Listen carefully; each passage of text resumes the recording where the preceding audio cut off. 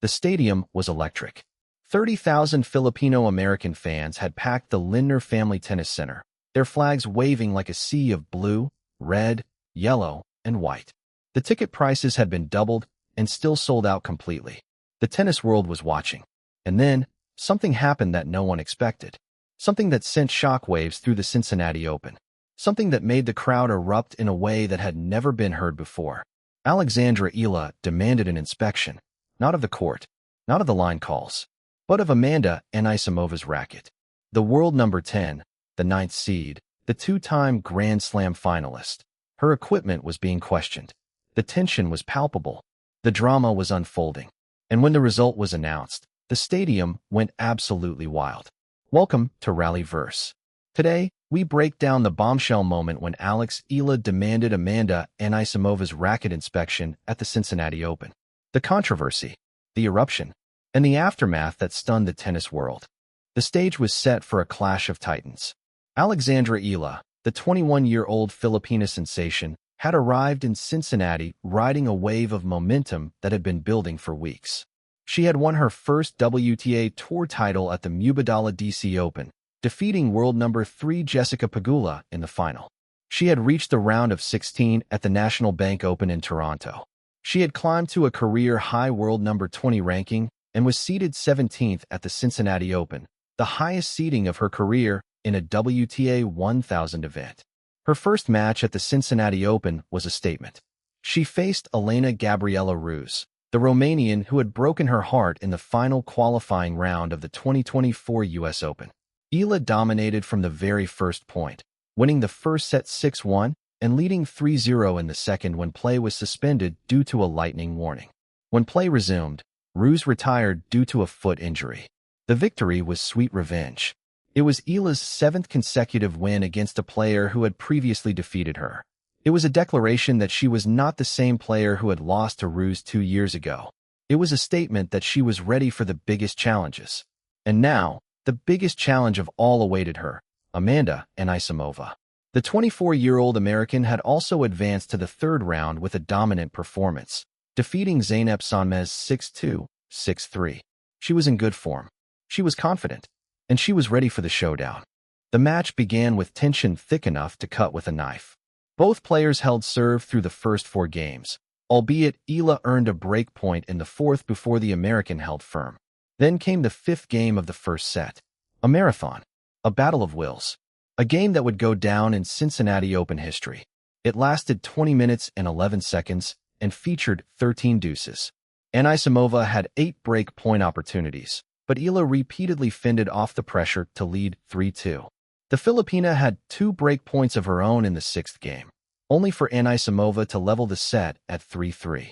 Anisimova finally broke through in the 7th game, breaking Eala at love to seize the first real advantage of the set at 4-3. But Eala responded with a 3-game surge that showcased her trademark resilience. She broke back immediately in the 8th game before holding serve to regain the lead, then applied more pressure on Anisimova's serve in the 10th to close out the set. The crowd erupted.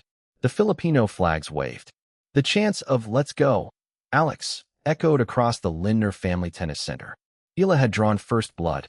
The second set followed a similar pattern. Both players held serve through the first 6 games before Anisimova claimed the first break of the set to move ahead 4-3. This time, however, the American consolidated the break with a hold in the 8th game, putting herself within 2 games of the match at 5-3. The solitary break proved the difference, and the former world number 3 forced the match to a decider. The third set began with Eala making a strong statement. She held serve in the first game, then broke to lead 2-0. The crowd was on its feet. The dream was alive. And then, something happened that would change the match forever. As Anisimova prepared to serve at 0-2 in the third set, Eala raised her hand.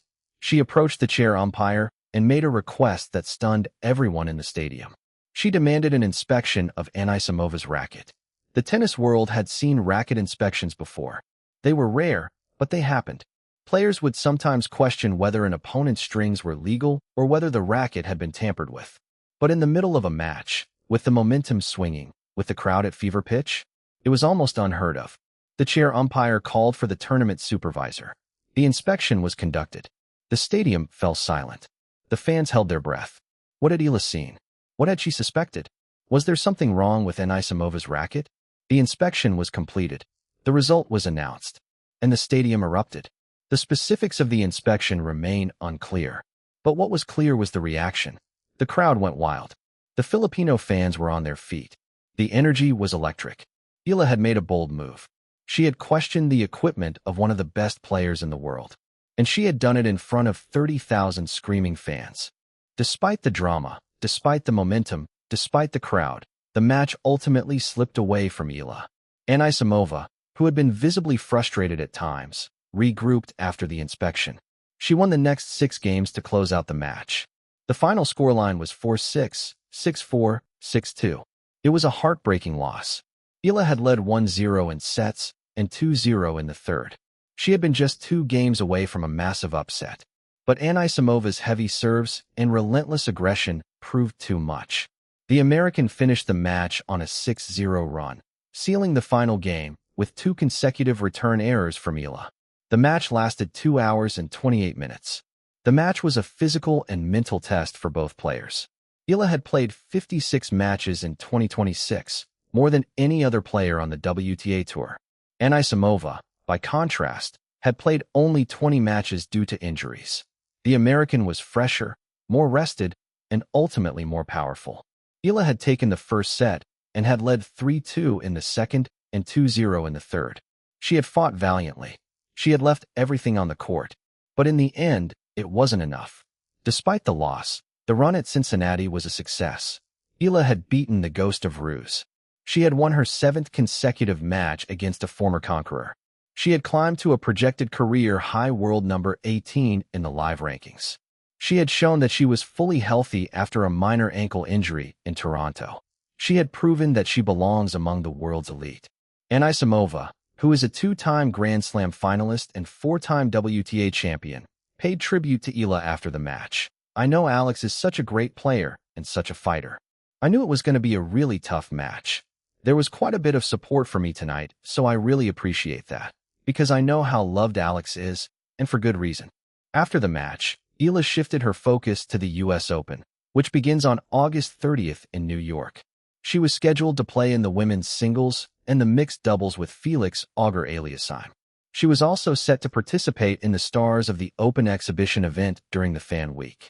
The loss to Anisimova was a setback, but it was also a learning experience. Eala had faced the world number 10, the 9th seed, a 2-time Grand Slam finalist. She had taken the first set. She had led in the second and third. She had pushed one of the best players in the world to the brink.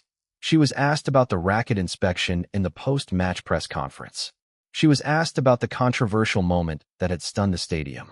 And she responded with the grace and composure that had come to define her. I was just doing what I thought was right in the heat of the moment. It wasn't personal, but in competition, every detail counts, she explained, showing the tactical sharpness of a seasoned veteran. The tennis world was watching, and Alexandra Eala was ready to deliver. The 21-year-old lefty had come so far. She left her home at the age of 13 to train at the Rafa Nadal Academy. She endured countless setbacks.